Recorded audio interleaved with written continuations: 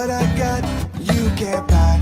It resides between my eyes. Walked through the fire, came out better on the other side. See, life's like a beach if you find the sand. And right now, I'm feeling like 100 grand. You are listening to Inspired Insider with your host, Dr. Jeremy Wise. Dr. Jeremy Weiss here, founder of InspiredInsider.com, where I talk with inspirational entrepreneurs and leaders. Today is no different. I have Chris Herbert, Mi6 Agency. You can check him out at mi6agency.com. Chris, before I formally introduce you, I always like to point out other episodes of the podcast people should check out. Some of my favorite ones when we're talking about, since this is part of the Top Agency series, I did one with Todd Taskey. Todd Taskey, he runs the Second Bite podcast, but he helps pair private equity and agency owners. He helps sell agencies. And what's interesting is he talks about the valuation space, the agency space, and he finds, sometimes those founders that sell make more on the second bite than they do on the first. They sell to private equity, then private equity sells again. They roll equity into that. So it was interesting to hear that model of selling, not retiring on a beach, but actually keep doing what you're doing and roll it into a larger entity. So I thought that was very interesting. Another of my favorites was with Adee Clevitt. Adee Clevitt is an agency, and she does done-for-you SOPs for companies, okay? And we geeked out on our favorite software, productivity tools, and systems and processes, which, as you know, kind of makes things run smoother, from onboarding staff, onboarding clients. So we really walk through those things. So people can check out more on InspiredInsider.com. This episode is brought to you by Rise25. At Rise25, we help businesses give to and connect their dream relationships and partnerships. And how do we do that? We do that by helping you run your podcast. We're an easy button for a company to launch and run a podcast. We do the strategy, the accountability, and the full execution. Chris, we're kind of like the magic elves that run in the background to make it look easy for the host and the company so they can create amazing content, amazing relationships, and most importantly, run their business. And we were talking a little bit about this before we hit record. For me, the number one thing in my life is relationships. I know that you feel the same. And I'm always looking at ways to give to my best relationships. I have found no better way over the past decade to profile the people and companies I most admire and share with the world what they're working on. So if you've thought about podcasting, you should. We'll talk about Chris's podcast. And if you have questions, go to rise25.com or email us at support@rise25.com. I am excited to introduce Chris Herbert. He's the founder of Mi6 Agency. And for over 15 years, they've helped small businesses with really practical marketing insights and solutions to face all of the challenges that they have in business. And there can be a lot of those. And he also advocates for sustainable and responsible growth, hence his Rural Entrepreneur podcast, which kind of extends that mission. And he really adopts a comprehensive approach on focusing on building sustainable businesses, which includes community engagement and active participation in the entrepreneurial ventures. And we'll talk about some of the frameworks he has around this as well. Chris, thanks for joining me. I'm honored to be here today. Thanks for inviting me, Jeremy. Looking forward to the conversation. Me too. Just start off and tell people about Mi6 Agency and what you do.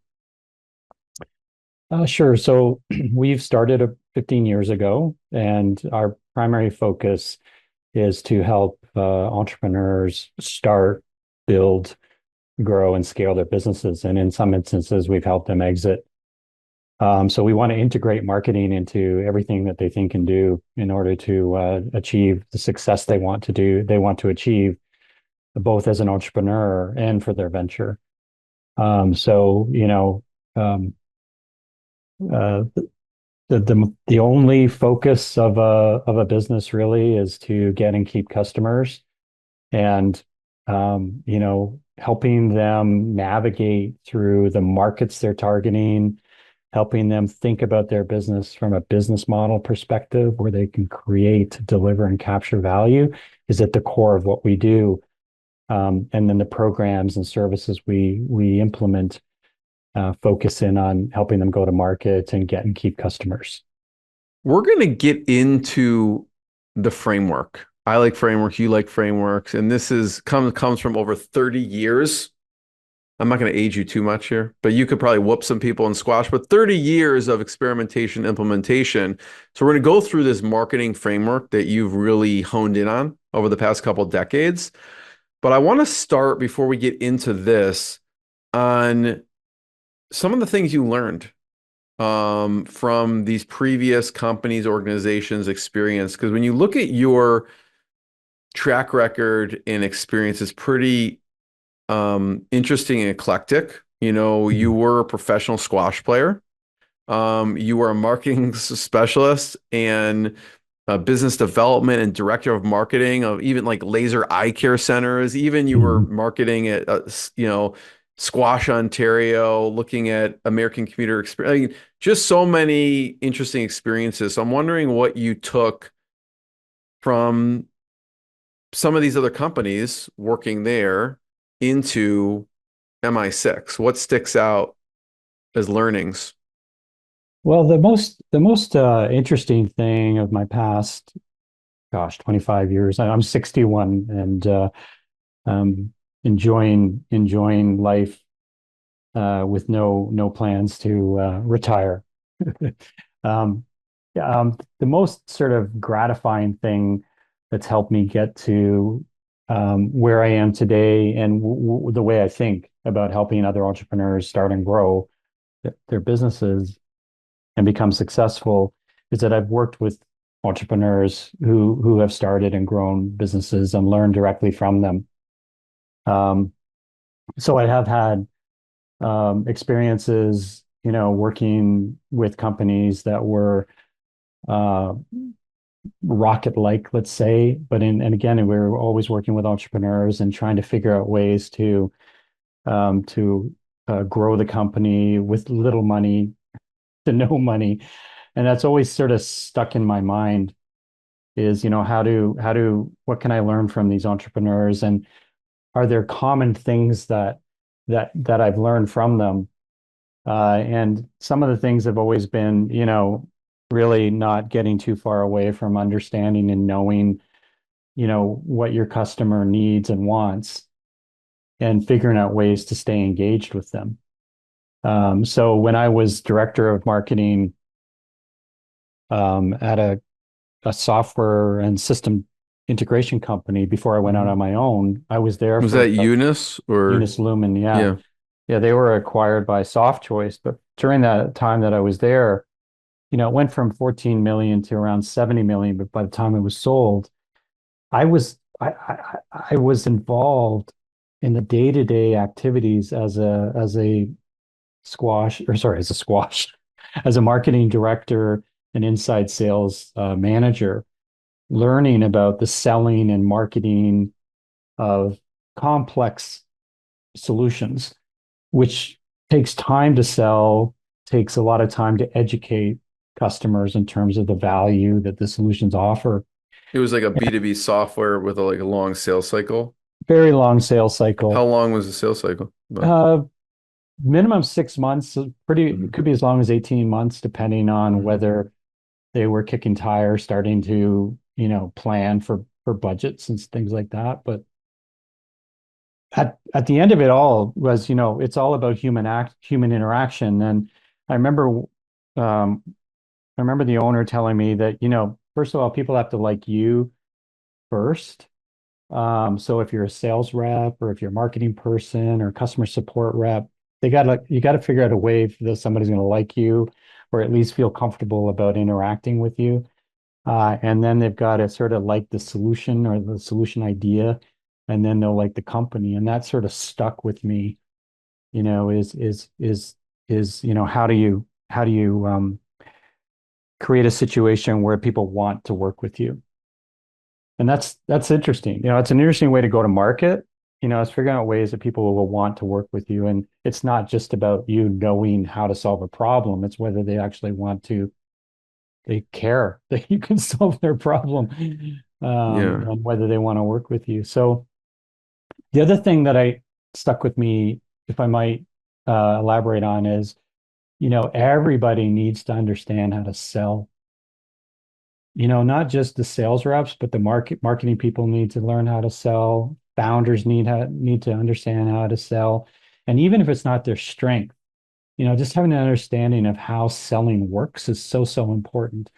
And that should feed into how marketing can support sales and vice versa. Very important thing, whether it's B2C or B2B, it's the same thing, is this how do those two things work together? Very important. Expand on that a little bit, Sure.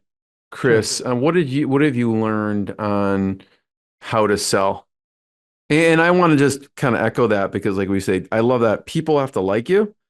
They also have to like the solution. This kind of came in play with I was talking to a friend who I went to a doctor and they were an amazing doctor, but the person was not that nice. And they're Mm. like, I don't want to be their patient, right? So it comes into play in a lot of different arenas, even for in a lot of professions. But what have you learned on on how to sell? Well, what I've learned for the most part, and this is from my own personal successes and lessons learned, as well as really, really, really good sales professionals, especially in the technology industry, is patience, um, really understanding the customer, um, to the extent that you can, and trying to think about ways that you can deliver value to them throughout the sales cycle. Even if they're not in the buying cycle, you're always thinking about ways that you can deliver value to them. And the other thing is, just realizing that they don't really care that you've got a quota. They don't care that you need to sell something. Um, they care more about whether you really understand the problems that they're facing and if you can uncover problems that they didn't think they'd be facing. And from there, you work your tail off to really figure out ways that you can solve those problems with them at a profit for your company, obviously. Um, the other thing that I've noticed recently, just responsiveness is so, so important, even more so today, but being responsive, being empathetic, um, but asking for the order. I've found in some cases that people are reluctant to ask for the order, and you need to ask for the order. And I remember one CEO of a company, when I was working for him, heading up marketing, I said, "What's the one piece of advice you would give an entrepreneur if they were starting out?" And he said, "Always be closing." Um, the challenge is if you're always trying to close, you have to be careful, that somebody doesn't always feel that you have your hand out and you're always asking for something. Um, what else can I tell you about that? I like the delivering value throughout the sales cycle. What were some of the things you did at Eunice? Because obviously we're talking a longer sales cycle, you have 18 months, Mhm. maybe even longer. What were some of the things you did throughout that year and a half or more to deliver value in the process? Yeah, so the challenge we had at Eunice Lumen was we had a CTO who was the co-founder, who was a rocket scientist. Like he was everything that a client would want in terms of an advisor. So he was in high demand. But the problem with that is, he would be asked to go out on four-legged sales calls all the time. And he was getting tired. So I turned it around and said, okay, so the buying cycle is what really matters. There's a sales cycle, right, which is our sales cycle, but what's the buying cycle like? And understanding, when people are searching for a solution, they're basically information gathering, right? And they're not really prepared to, open up too much. They're kind of careful, let's say, in terms of how much information they want to give. So Morrow, who is the gentleman in question here, what we did is we spun it around and said, okay, so we know that you're in demand and we know the sales reps are all clamoring for you.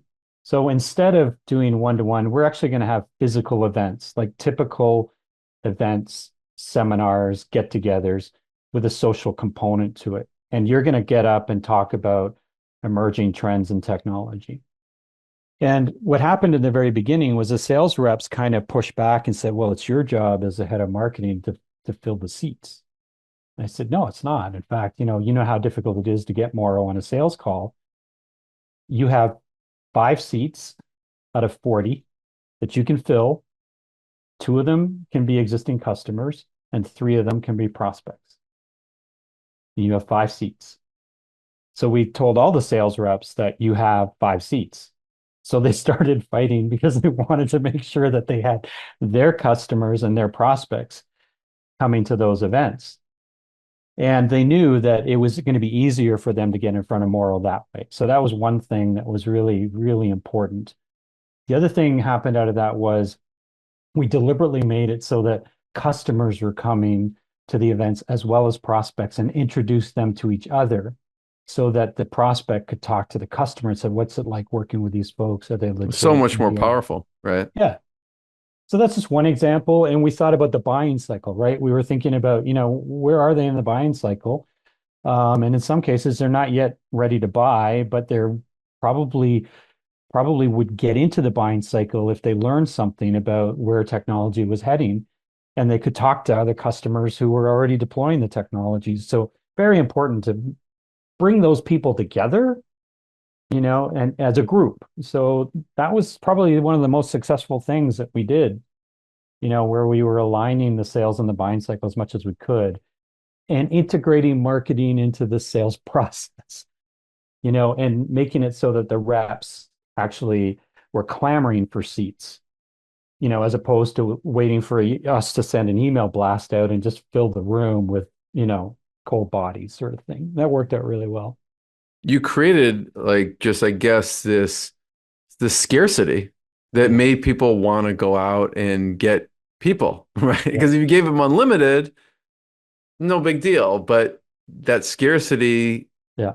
I mean, we know it's kind of one of my favorite books is Influence by Robert Cialdini, and he talks about that as one of the things. On that note, we'll get into. I want to get into. Eventually, you obviously decided to start your own business. We'll get into that, but I do want to circle back to the framework a little bit because this kind of relates to all the stuff that you've learned over the past couple decades, and just talk about the MI6 framework. Yeah, can you expand the browser so you can see the framework over top of the text? It's kind of overlapping. There you go. How's that? Yeah, that's good. Cool.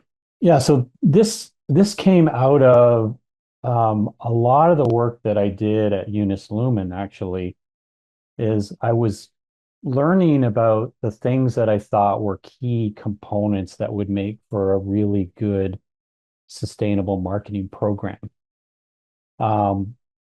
And there are 6 components that we implement all the time or we're cognizant of.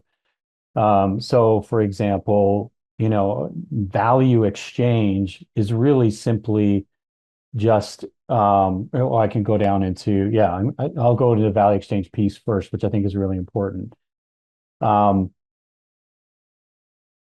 value from a business model perspective is about how do you create, deliver, and capture value. And creating value means, what do you offer? And then delivery is how do you offer it? So, for example, in your case, you offer turnkey podcasts for organizations so that they can get quality podcasts done probably faster and better than if I did it myself. This is an example. So for us, it's, we want to be able to deliver marketing programs, so that it helps entrepreneurs start, grow, and potentially exit at some point in time. But the business model, any business really has to be built on three things. How do you create, deliver, capture value? So that's the one piece in terms of value exchange. The other part of value exchange is relationships, right? So, and this is something that I think is really an integral part of our framework and just the way to do business in today's day and age. It's not just transactional, a relationship. So our relationship is not yet transactional in the sense that we're MI6 is outsourcing podcast development with you at this stage, but it could be in the future.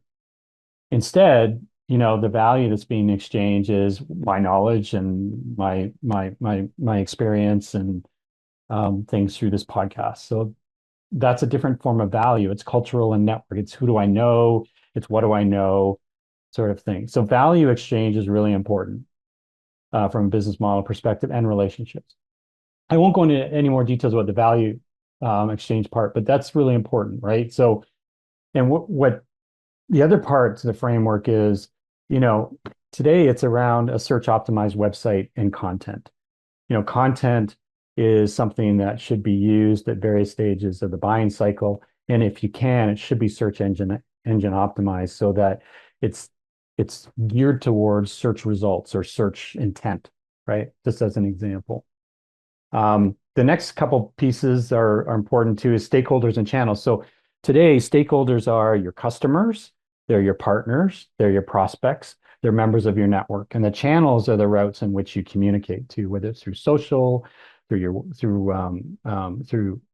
email, through other ways in which you can reach people.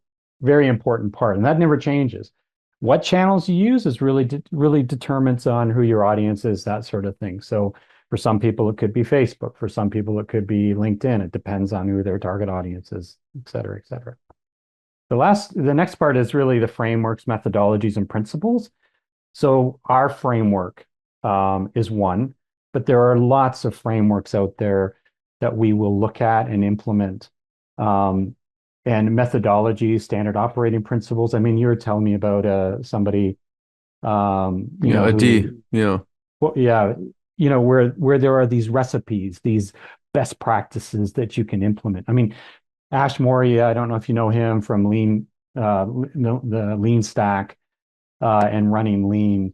He has a really amazing set of frameworks for startup founders to use, including the Lean Canvas map, customer factory, and traction roadmaps. These are all frameworks that sort of help short circuit you and help you get further ahead faster, if that makes sense. And principles this is it, right? Yeah. Yeah. It's perfect. Yeah. So those three things, value exchange, search optimized website, and stakeholders and challenge are kind of the front end of the business. These are things typically that people would see and experience, right? They'd see how you're exchanging value. They'd go to your website. They'd consume your content. And then stakeholders are, your customers and the channels in which you communicate. The back end is, do you have a marketing system in place that helps you manage everything? So, for example, if you're wondering what type of traffic is coming to your website, do you have analytics in place that tells you, where your traffic's coming from, who's converting from what sources, that sort of stuff. So these systems and tools need to be tied into, how you go to market. And we call it a marketing system. And then the last part is the marketing integration program, which is what people buy from us. So we've slotted that into the framework as well. And talk about that piece. So essentially, the way we like to work with our clients is, we'll work with an entrepreneur and we'll say, tell us about where you want to go with the business. And then we'll apply the methodology or our framework into putting together a program that's integrated into the way they work. Too often, entrepreneurs kind of see marketing as an afterthought or something that an admin should do. Whereas it should be integrated into their meetings. It should be discussed all the time in terms of how they're going to market, in terms of what their value proposition is. And it's a mindset thing as well as, a systematization of marketing into the organization. It's difficult to sort of um, um, describe, in 30 seconds or less. But essentially, the way that a business needs to go to market is they need to integrate marketing. So the example we talked about in terms of the events, if you just look at an event in and of itself, but don't integrate it into the sales process, or recognize that there's a constraint. In this case, the constraint was we have a very what I called a big honking carrot, which was this guy who everybody wanted to meet and learn from, and the sales reps were clamoring for his attention. So let's integrate him into the way we want to market the business, but let's do it in a way that he's in front of 30 or 40 or 50 people, at an event, so that you as a sales rep can put more people in front of him, who are in the sales cycle. See what I mean by in terms of integrating? You're integrating all of these things into the way you need to do business.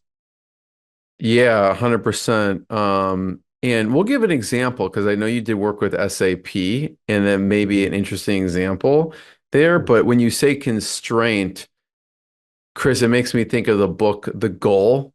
Mhm. I don't know. Yeah, you're nodding. That's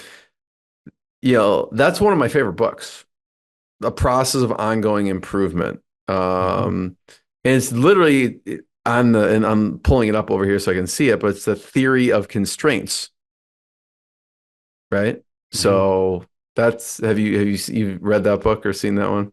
I tried to read it. It's extremely, extremely technical, but the I reason. listened to it, so it was easy, it was Good idea. easier. I It was should. easier. Yeah, I don't know if Yeah, I could read it, but yeah, I love the story there. yeah, and that's really something that I think entrepreneurs don't think enough about is, what are the constraints that are in place, and how do we address them, but maybe take advantage of them. So in the case of um, SAP, one of the constraints they had with the influencer program that we ran for them was that they couldn't pay influencers, nor should they, to write and talk and advocate their software in such a way that CFOs, who were key decision makers in terms of buying their software, cared about SAP's value proposition. So what we had to do is we had to find influencers that, had the ears and respect of CFOs, and ask them to write about, learn about, maybe advocate about um, what SAP software could do for enterprise customers, and get SAP into the conversation at the CFO table. Um, so we had to figure out a way in which why would an influencer really care about SAP, and what would they need, what would they want in a relationship with SAP. So, and hopefully this is answering your question. We said, okay, so here's one person. She has access to hundreds, if not thousands, of CFOs that respect her, and she writes a lot about the CFO role, generally speaking. Um, she would she would get value out of knowing and talking to a very, very senior executive at SAP. As you go up the chain of command, it becomes harder and harder and harder to have a relationship with very seasoned senior level executives. So we put that in place. We said, yeah, you can talk to the SVP of governance, and compliance, and you can get an exclusive interview with him, Mm. for sure. For another one, it was an influencer who had a following of CFOs, and she was an analyst at an independent analyst. So she was out on her own. But again, she didn't have a strong relationship with SAP, and she wanted to establish a stronger relationship with them. The same sort of thing. You can talk to the product manager of this suite of software and get into the nitty gritty, and then you can go back to your CFOs and sort of have them have a more intimate discussion with them about what that software does, what it doesn't do, that sort of thing. Yeah, so that was a really important. The other thing we learned in that, I'm not sure necessarily a constraint, but we found one guy who he had 450 followers on Twitter. This was back in the day when it wasn't X. But it I still didn't, call it Twitter, but yeah. yeah, yeah. So generally the counterintuitive thing would be, well, he doesn't have a lot of followers, how much influence can he have? And what we learned was he had a serious amount of influence because the 450 people were following them were all, CFOs and It's not about um, quantity, it's about quality. yeah. And then it was about whenever he talked about things, the amount of virality in terms of what he posted was traveled further than something that I would post. And back then I had about 12,000 followers. So that was a very interesting learning experience. In terms of what we were able to work with. And the other thing was we didn't need a lot of influencers. We didn't need hundreds. We only had 7. I love it. Yeah. Chris, this is what I glean from what you said, and I love that.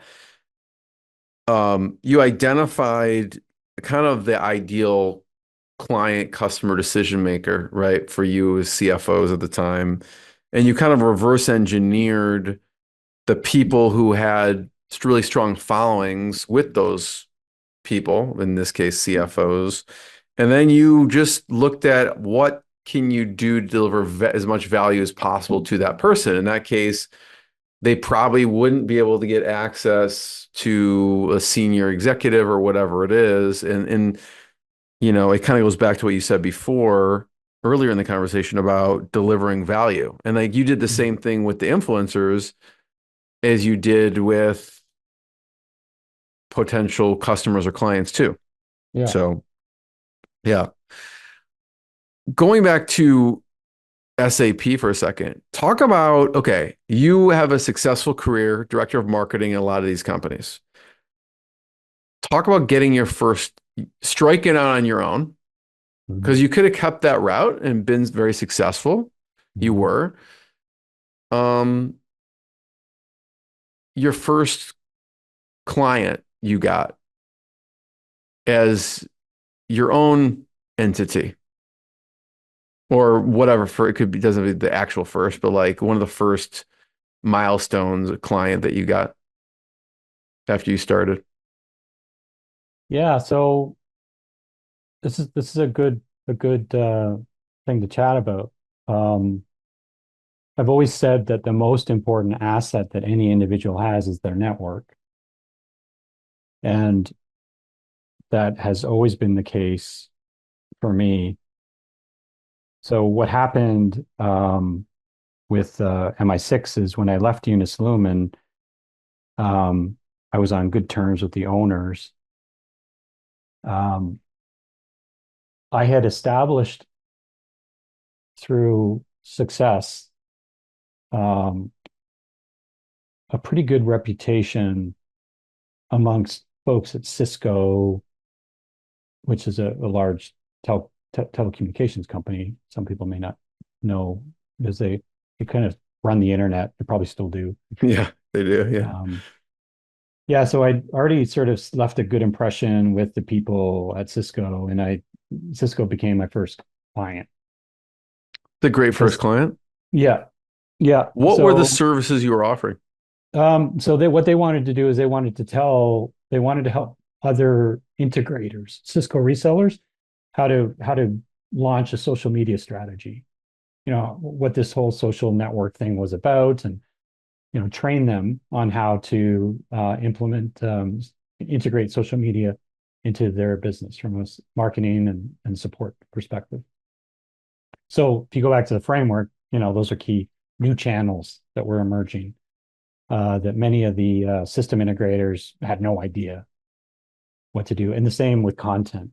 Content and blogging was back then was starting to become a thing.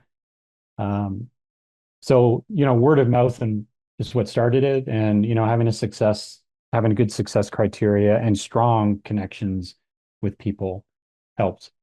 So, and from there, focusing on building a strong network going forwards, has always been something that individuals and brands need to think about and implement.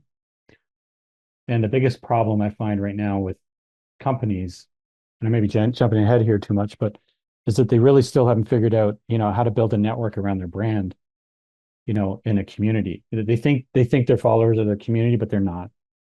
And that's where we're trying to help some of our clients now is, if your top sales rep leaves, is their book of business going with them or they're going to stay with you, which has always been a problem. If your top sales reps leave, are you going to lose those customers? Because that sales rep is pretty much the only reason why the customers stayed with them, because they could probably get the same type of thing elsewhere, but they want the relationship, right? What did you Yeah. decide, Chris, at the time? How did you decide to charge? Because I could see you don't want to charge too little, then Cisco, right? Mm. You also don't want to charge too much because like this is your first client. I want to get this business, right? Mm. So how do you navigate what to charge? Well, back then it was kind of like a sales conversation where, I kind of knew how much I needed to earn, Hmm. to keep the lights on. I had some funds in the bank that we were using as seed capital, but I didn't really want to use it. I wanted to be customer funded, which is something that any entrepreneur really should think about is how to be customer funded first. Um, but I just picked a number out of the air, but I thought, this is probably worth $5,000, and I need to earn this much, in the next 6 months if I'm going to do it for a 6-month period. What would the follow on be, around $2,500 a month to continue to do them. So, and I always knew that I wanted to charge something by the month as opposed to by the project. So fast forward to today, we sort of positioned our pricing so that you can buy a service from us at, as low as $2,500 a month, and you're going to get a team of people, including a marketing manager and a CMO, that you would never ever be able to get if you hired them. Because it's the quality of the person and their ability and competency to execute. And execution today is a combination of speed and quality, unfortunately. And those two sometimes are a bit of an oxymoron, but speed and quality are very important. So we've sort of Well, priced there's some ourselves. saying, Chris, I don't remember what it is. It's like you can't have all three. It's like, what is it? Yeah. Speed, quality, and there's something else. Yeah. I don't know what it is. I I always remember forget that. that. Yeah. Yeah. I remember that. And I You don't can know choose if two of that's, the three, but you can't have all three. yeah. But I Yeah. can't Yeah. remember what the third one is. I know what you're referring to. Yeah. Yeah. I'll look it up as you're talking about. So I always liked the idea of SaaS models, right? Of, how do you charge on a Yeah. monthly fee as opposed to project based? And it's easier to sort of predict cash flow that way. So that's how we run the business today. It's speed, cost, or quality. Yeah. You could choose two, not all three. Yeah. Speed, cost, or quality. Anyways, so Yeah. I don't, maybe I'm trying to do all three with speed, cost, and quality. well, that's I guess why you're successful. But it's tough to do, Very tough to do. right? Yeah. The so that's interesting. From the charging perspective, and then you mentioned team. How did your team evolve throughout the year? So obviously it started out as you. Mhm. What did the team look like throughout the years? So we've deliberately focused in on, um, you know, when we have to expand the team, the concern I've always had is, you know, the cost of employees, right? So it's not that I don't want to have employees at all. It's just um, I wanted to sort of work with other entrepreneurs as opposed to work, have an employee. So, and we've been doing that for the past 10 years is whenever we need additional support, we will bring in a partner to do various things. So we had a fintech company, for example, and we were charging $10,000 a month, and it was a full outsourced marketing program. So it was content, web, PR, events, all of it. And the goal was we were brought in by venture capitalists, and the goal was we want to prepare this business for exit. And all the people we brought on board were all specialists who own their own companies. So we had an event management company come in, and they didn't have an MI6 agency email address. We didn't hide anything. So that's been our model ever Yeah, since. you bring in a team of experts really for the projects. Yep. Yeah. I Yep. mean, if you look at, I guess I think of it as almost building a house or something like that. I mean, there's someone who's kind of managing everything, making sure it's orchestrated, make sure it all go together. But all those people are typically individual it's not one company typically. I Yeah. mean, I'm sure there's Yeah. ones out there, but the ones I've seen, they have this expert who's an expert electrician, they bring them in. They have the expert plumber, they bring them in. They're not all under one company. Is Yeah. that kind of a fair comparison or? Yeah. General contractor type of thing. Yeah. Yeah. Yeah. Yeah. And it's worked so far. Will it work in the future? I don't know. I don't know. I think iteration is important. Um, I took on a partner for a while, and it worked for a while, but then it it well, the good news is it allowed me to take a 6-month walkabout, where I was thinking, hey, do I want to continue to do MI6, or there's this other thing that I want to look into, and she was able to run the agency while I was figuring out what I wanted to do next. And it turned out that I wanted to continue on with MI6, and launch Area 81. So Yeah. yeah. There's two things I want to touch on before we finish the interview. One is Area 81, and the other one is KPIs. And it's not what people think of as KPIs, right? Obviously. Let's start. I want to end on Area 81 and what that is and talk about that, but talk about KPIs, right? What that means. I find that kind of intriguing on your site. I'm going to pull it up in a second so people can see it. But yeah, talk about that. You talking about the key person of influence experiment? Exactly. So this is probably one of my this is an experiment. I love experimenting. And the fact that you talked about person of influence, the book, what was the book that you were mentioning? The influence, key influence. Oh, Robert Cialdini. Yeah. Influence. Yeah. So yeah, this whole notion of influence has always been interesting to me. And we ran the influencer program for SAP, and influencer marketing is seen as the in thing today. How do we get people to create content for us and advocate for us, and maybe pay them, maybe not pay them, that sort of thing. And it's sort of grown into a very large industry.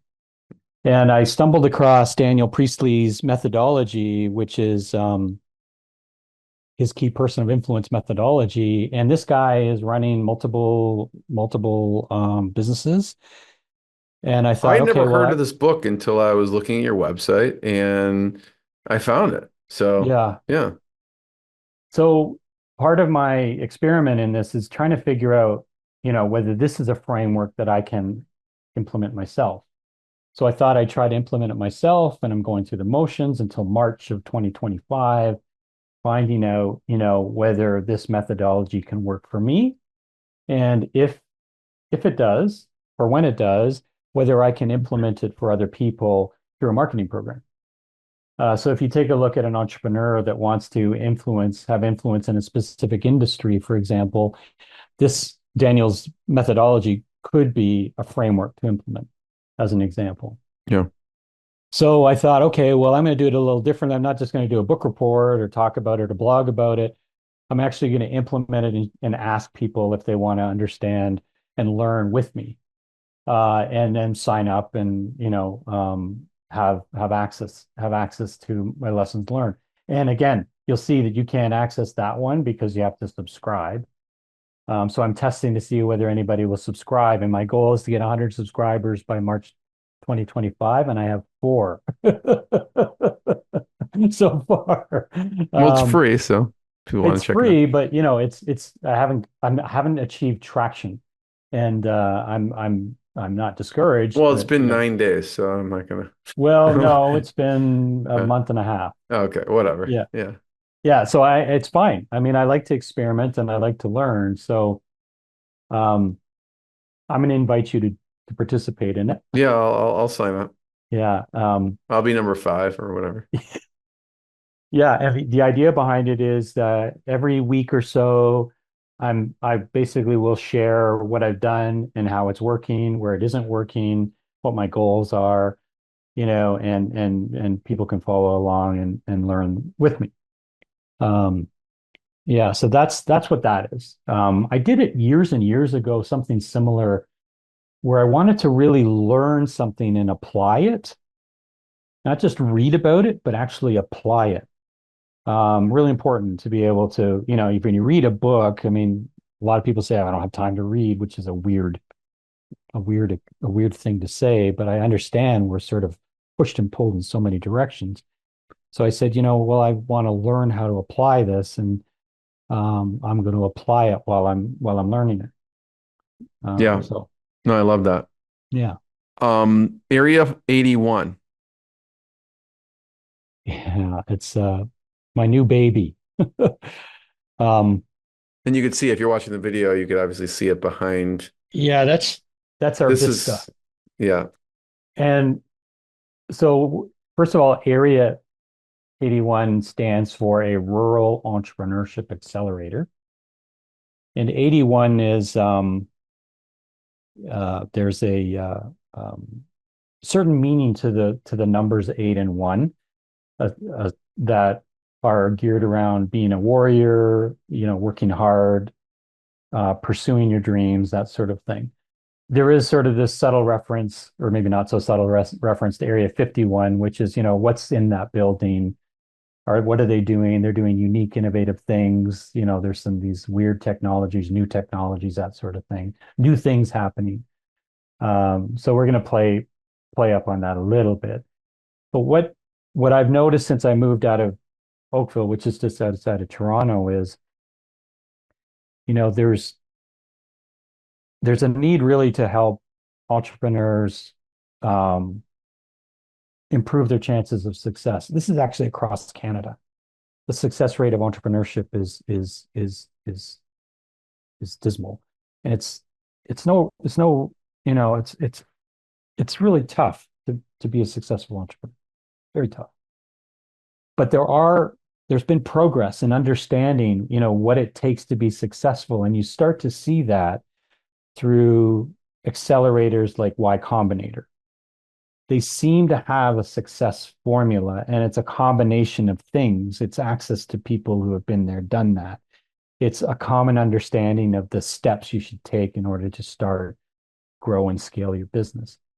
There are new frameworks coming out in terms of business model canvas maps and other methodologies, but we don't see them enough in terms of them being common. And then the other thing is, just not knowing the right people at the right time and being able to get free advice from people who want to give it, who have been there, done that. These things are all missing. So Area 81 is going to bring everything together for rural entrepreneurs who are kind of faced with some challenges that urban entrepreneurs tend not to experience, just in terms of quantity of contacts, number of access to customer markets, not really knowing how to expand into other markets, that sort of thing. So, and what's interesting is we're applying the lean canvas and lean stack methodologies from Ash Maurya, who wrote the book Running Lean. and we're running Area 81 through it as if it's a startup itself. So we're learning as we go. So this experimentation thing that I'm doing with the KPI experiment, I'm also doing with Area 81, and trying to figure out, what's, how do we get to the business model growth stage within 36 months, applying their methodology, and utilizing all the tools that they offer. So I've become a level 1 coach, and I'm going to level 2 and level 3 certification right now. And it's interesting because he brings up this concept of constraints, right? And an entrepreneur needs to identify, what are the constraints that are making my business not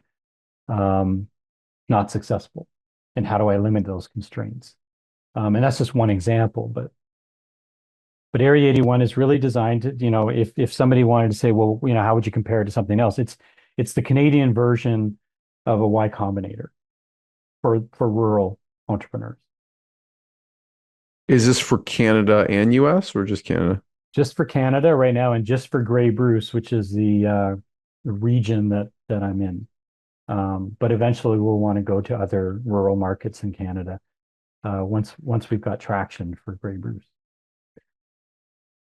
Chris, this has been hugely valuable. I really appreciate you sharing your your expertise, your knowledge, your years of experience with us. I want to encourage people to you can check out the website, mi6, the number 6 agency.com to learn more. And you can check out more episodes of the podcast, and also point out where people can find your podcast.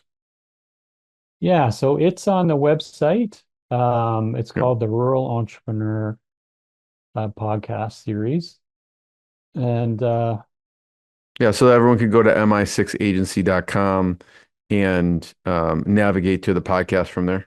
yeah, if they just do a search for Yep. rural entrepreneur, it will pop up. Any favorite episodes or guests on that Oh, one? geez. There's 18 of them so far.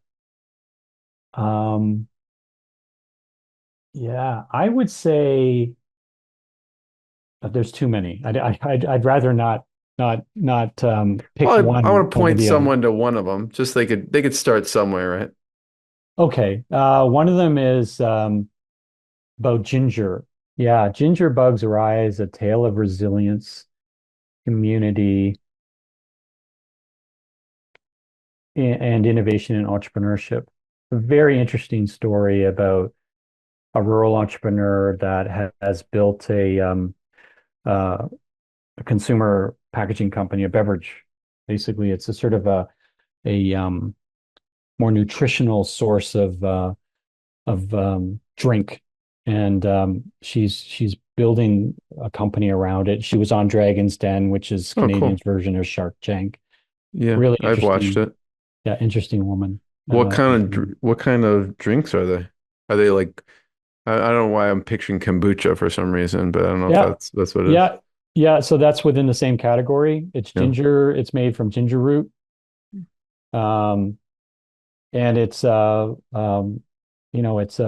drink that is designed to be more healthy for you. It's carbonated. They're in Whole Foods, and the story behind how they got into Whole Foods, was about her meeting somebody at a event in Meaford, which is a small town, and that whole colliding with somebody, meeting somebody who was a buyer at Whole Foods in small town Ontario is such a cool story. Um, so now she's trying to raise capital, and we really want her to continue to, we'd like for her to make all of it here. Right now she has to source ginger from another country. So we're talking to farmers in the area to see if they'll grow ginger. So again, this idea of kind of figuring out ways to network people together and exchange value, create value, within a network. That's kind of what I like about what Area 81 could be is, who within this network of people can build something bigger for everybody, and then sell it to the world. Love it. Chris, I want to be the first one to thank you. Check out Mi6 Agency, more episodes of the podcast, and we will see everyone next time. Thanks, Chris. Thanks. All the best. Appreciate it. What I got, you can't buy. It resides between my eyes. Walked through the fire, came out better on the other side. See, life's like a beach if you find the sailing right now. I'm feeling like 100 grand.